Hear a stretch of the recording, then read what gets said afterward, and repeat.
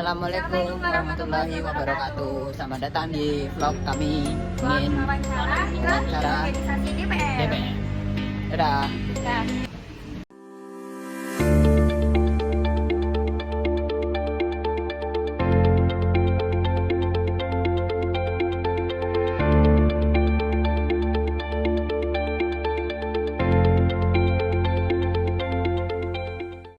Halo guys, hari ini kita akan melakukan wawancara bersama organisasi DPR.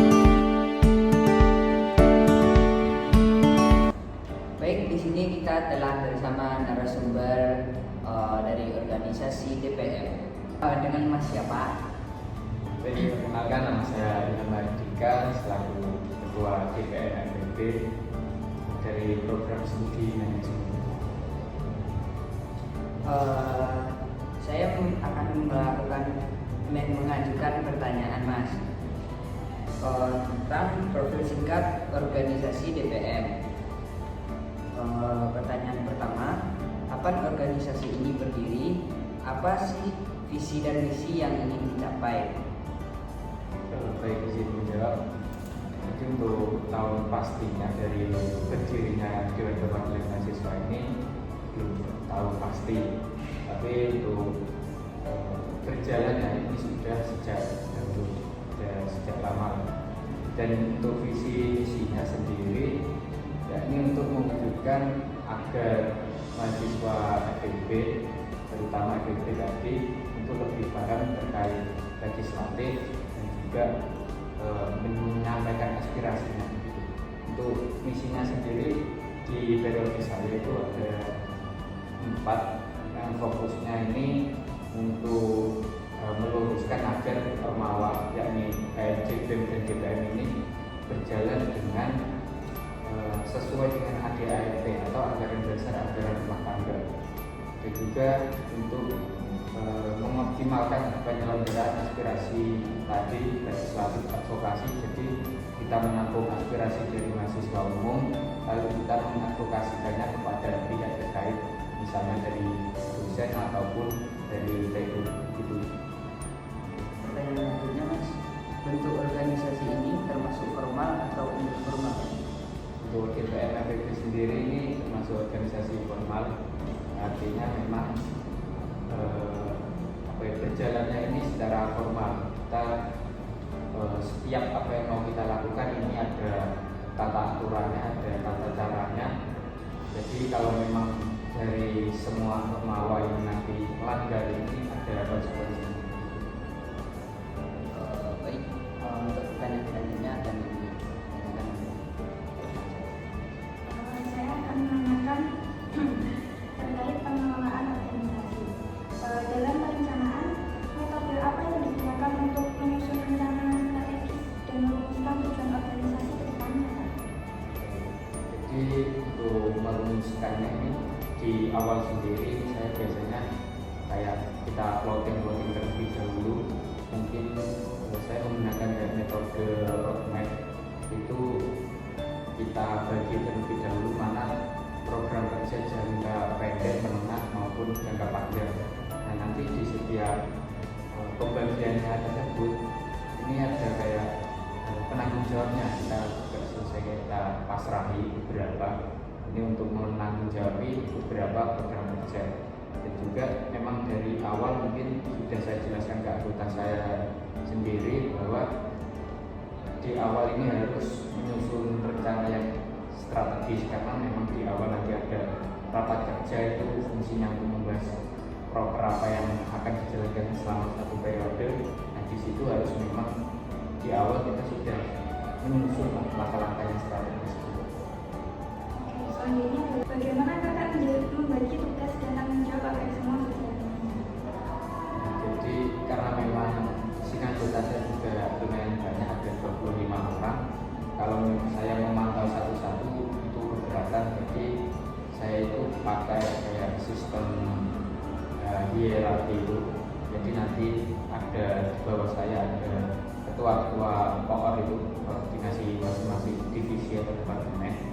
Nah, nanti saya ini bertanggung jawabnya kepada mereka. Jadi saya menanyakan terkait kinerjanya anggota-anggota jarang kalau langsung turun langsung kalau masalah organisasi. Tapi kalau masalah di luar memang saya biasanya langsung turun langsung ke bawah.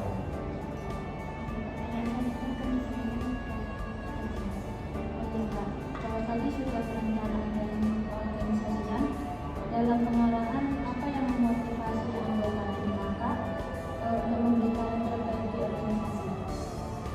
Jadi kalau memang dari saya sendiri kalau untuk memotivasikannya kayak kurang dalam hal tersebut lah. Jadi biasanya saya mau melalui pendekatan. Jadi saya langsung ke anggota-anggota, saya main sering langsung ke bawah maupun bahkan saya sering kayak turun langsung selain di jajaran DPR itu karena memang untuk menjadi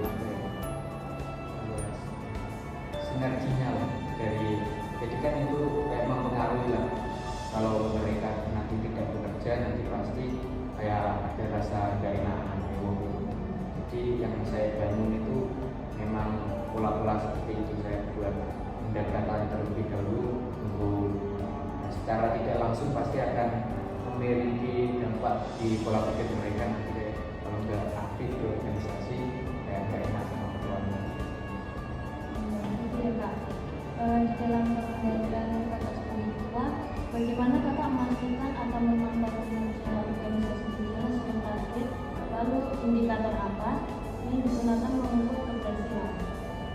Jadi kalau untuk memantau kinerja organisasi seperti tadi yang saya sampaikan, saya sering kayak memantaunya itu lewat masing-masing koordinator. Jadi kalau dari koordinator tersebut malah justru kayak menyepelekan, biasanya parah-parahnya saya langsung turun ke bawah, saya tanya anggotanya kayak kinerja atau kinerjanya. Dan juga kalau untuk indikator pengukuran kerja biasanya saya pakai kayak perbandingan.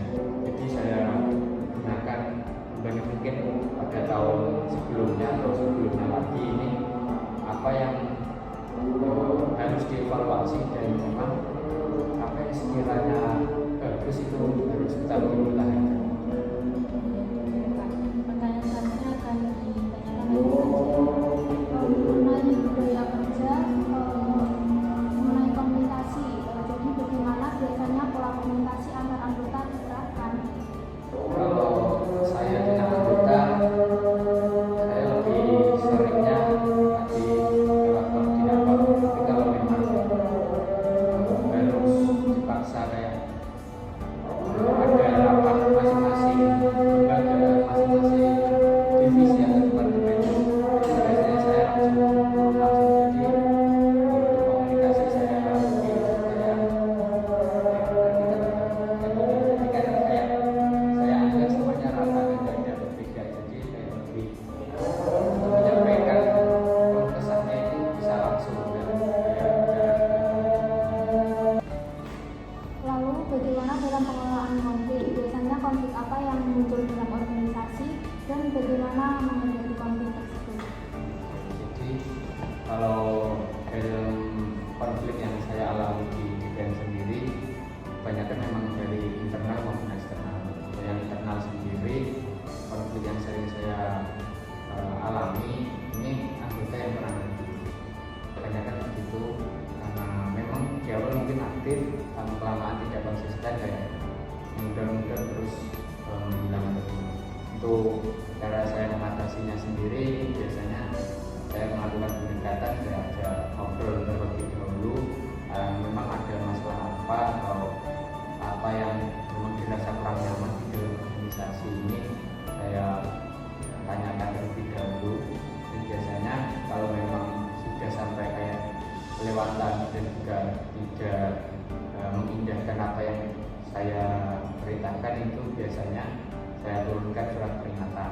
Itu SP1 mungkin masih peringatan sekedar surat lah peringatan, terus SP2 mungkin ada tindak lanjut, saya ada ketemu dan ngobrol. Untuk SP3 biasanya saya langsung keluarkan. Dan itu untuk konflik eksternalnya sendiri, karena memang DPM sendiri ini lembaga legislatif yang membawa eksekutif KMJ maupun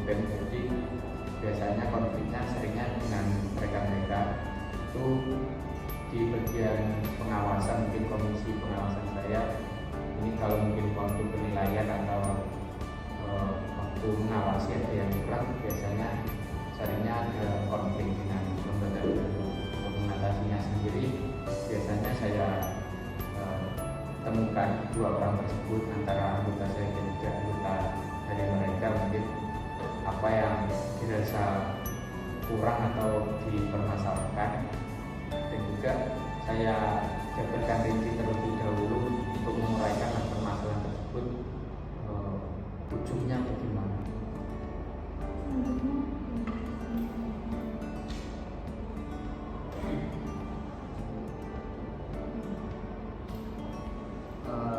Saya akan bertanya Mas tentang sumber daya. Untuk pengelolaan sumber daya manusia, bagaimana proses rekrutmen dan seleksi dilakukan?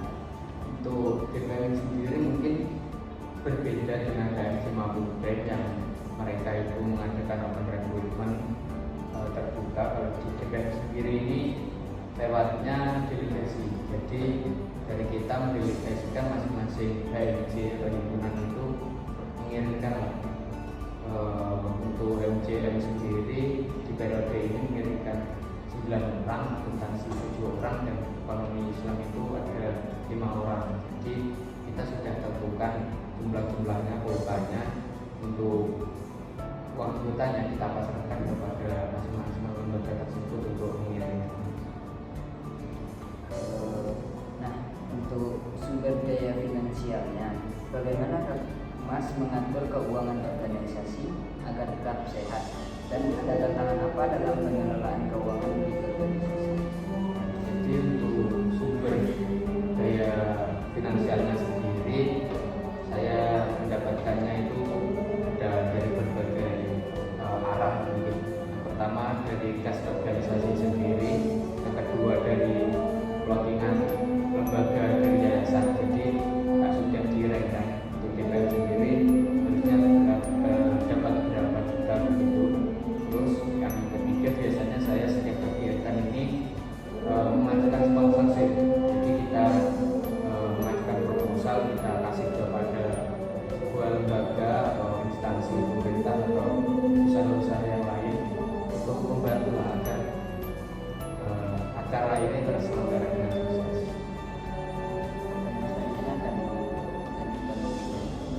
Ini kan sudah sumber daya manusia dan sumber daya finansial. Lalu saya ingin bertanya mengenai peran yang dimainkan teknologi itu apa ya Kak dalam kegiatan organisasi DPM ini? Kalau untuk teknologi sendiri, fokusnya memang di handphone sendiri, karena memang komunikasi kebanyakan lewat HP. Kita kayak mengadakan rapat ataupun kita mau kunjungan atau kan kita koordinasi biasanya lewat HP. Undangan yang saya terima atau yang saya ajukan biasanya juga lewat handphone gitu. Dan juga kalau misal mungkin waktu liburan itu kan kita sudah kirakan, kita sudah tetapkan juga sendiri harus ada rapat bulanan. Kalau liburan kan tidak memungkinkan untuk kita adakan secara offline atau langsung di tempat itu. Jadi kita memanfaatkan teknologi mungkin Zoom atau Google Meet untuk supaya rapat bulanan ini tetap terselenggara walaupun kita masih liburan. Dalam tantangan, apa kendala terbesar yang pernah dihadapi di organisasi DPM ini Kak? Untuk selama saya menjabat, kendala yang saya alami yang sangat besar ini waktu mengadakan acara bincang fakultas. Jadi aspirasi dari mahasiswa FEB khususnya kita tampung semuanya, kita sediakan link aspirasi itu, kita adakan forum, kita buatkan forum bincang fakultas itu mengundang dari jajaran dekan, terus wakil dekan, kemahasiswaan, kaprodi, dan juga dosen-dosen. Untuk tantangannya sendiri itu waktu follow up, kita kasih surat kayak banyak yang izin, banyak yang tidak bisa dari dosen-dosen tersebut. Dan waktu acara sendiri ternyata ada miskomunikasi. Saya kurang, itu memang kesalahan saya sendiri juga, karena di situ saya kurang mengawasi kinerja sekretaris. Di suratnya itu dirambut sudah benar, tapi waktu di undangan ini jamnya kecepatan 1 jam. dan di situ dosen sudah datang, sedangkan dari mahasiswa umum belum datang. Itu langsung dari dosen kayak ngambek, jadi dia tidak mau melanjutkan, terus terpaksa acara dibatalkan. Di situ yang sangat memalukan, acara tersebut diekspos ke masyarakat umum dari Menteng Tes, itu di up di media sosial dan tersebar di seluruh Unhas kayaknya sudah tahu. Baik, Pak, pertanyaan selanjutnya Nah, kalau tadi sudah tantangan Kak, di peluang kemana Kakak mengharapkan perkembangan organisasi di masa depan? Untuk peluangnya menurut saya ini baik banget, karena kalau dari kita sendiri, saya pribadi merasakan di GPM sendiri ini tingkatan fakultas, jadi kayak kita menaungi 3 prodi, dan di situ relasi yang saya dapat ini banyak banget. Mungkin biasanya saya hanya berkecimpung di manajemen, terus saya kenal dengan anak-anak akuntansi, anak-anak ekonomi Islam. Di situ peluangnya bagus banget. Dan untuk di masa depan, karena kemarin undang-undang atau peraturan sudah saya buat, dan tahun depan ini untuk ketua yang baru mungkin bisa tinggal melanjutkan. Nah, ini kayak peluang banget, jadi tidak perlu susah-susah dari periode ke depan untuk membuat peraturan atau undang-undang, hanya tinggal meneruskan. Selama menjabat peran penting Kakak sekarang, apa yang menurut Kakak menjadi kunci keberhasilan organisasi hingga saat ini Pak? Jadi untuk kunci keberhasilan sendiri ya ada di anggota, karena memang di sini saya hanya mungkin ketua, ya perantara lah. Saya tidak bisa apa-apa tanpa mereka, dan berhasilnya dari semua hal tersebut mungkin karena setiap saya ajak berkumpul atau ajak membahas tentang arah ke depan GPM ini, dari mereka selalu mau atau selalu bisa. Jadi kayak saya lebih bebas, ini mau saya bawa ke arah mana, kayak dari mereka ini ada gagasan atau masukan yang baru yang baik lah untuk GPM ke depannya, itu pasti saya dengarkan. Jadi saya tidak kayak langsung mengambil keputusan atau membawa arah GPM kemana, jadi saya harus mempertimbangkan dari pendapat mereka lebih dulu. Seperti bermusyawarah. Iya. Jadi pertanyaan selanjutnya akan dilanjutkan dengan saya. mengenai saran untuk mahasiswa, apa saran Kakak bagi mahasiswa tentang pengelolaan organisasi? Jadi kalau dari saran saya mungkin untuk mengelola organisasi itu ya, lumayan berat, karena kita kayak diamanahi, kalau tidak dijalankan ya itu kita sudah bicara banyak, ngomong banyak tapi tidak dijalankan, itu biasanya yang beratnya di situ, karena di awal-awal aktif, di akhir agak kurang aktif, itu kayak PR. Itu sepertinya berjalannya semua organisasi ada merasakan hal tersebut.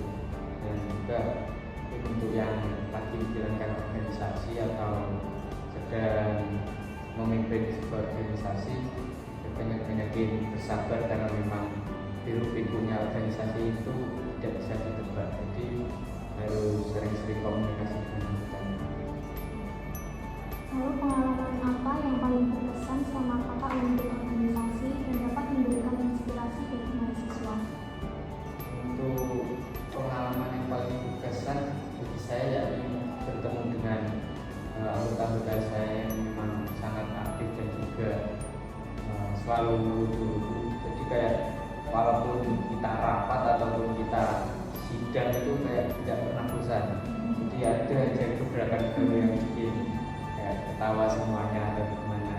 Dan juga untuk mungkin kalau inspirasi bagi orang lain kayaknya bagaimana cara kita menyikapi aja, karena memang dari awal saya tidak pernah keras dengan anggota, makanya sampai akhir itu anggota saya kayak sama saya langsung gak ada sekat atau batasan. Di sini ngajak ngobrol juga langsung santai dan juga sering ketawa-ketawa bareng. Walaupun ini juga saya sebenarnya sudah reor, baru kemarin reor, tapi kayak masih sering lah dari anggota-anggota saya ini minum ngopi atau minum main kemana. Jadi ini kesan banget bagi saya dan mungkin tidak saya lupakan. Terima kasih banyak Mas atas kesediaan waktu untuk kegiatan wawancara ini dan menambah pengetahuan untuk kami. Sekian dari wawancara kami. Terima kasih Mas.